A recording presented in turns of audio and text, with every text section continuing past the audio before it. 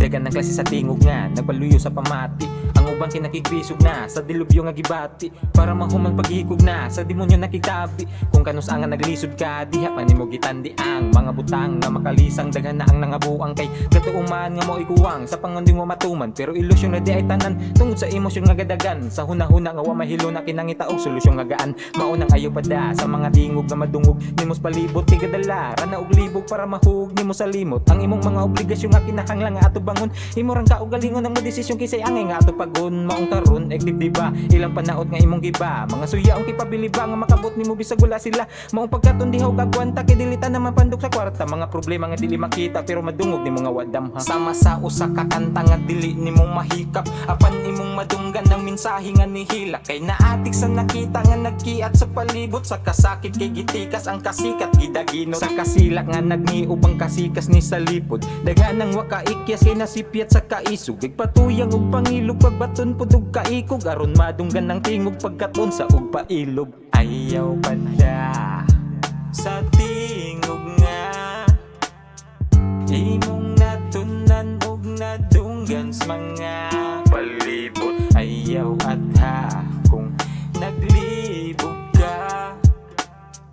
Una-huna asa diha kapila kalibot. Klaro kay ka nga naglisod ka sa mga problema nga imong giba.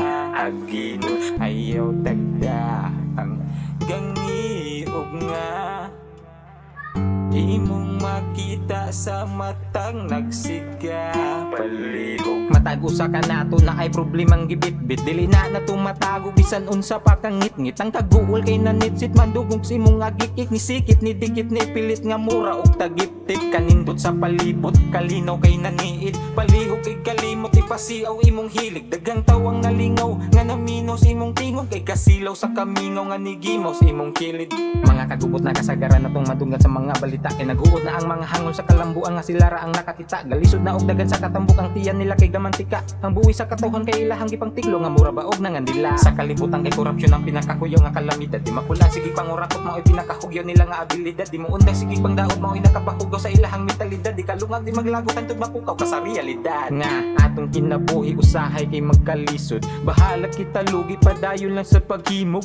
Mga butang nga magkaayo sa atong isig. Katawo nga dili na ang ngayon pang mangisog. Putla ang kaikog, kusga ang pagsibog.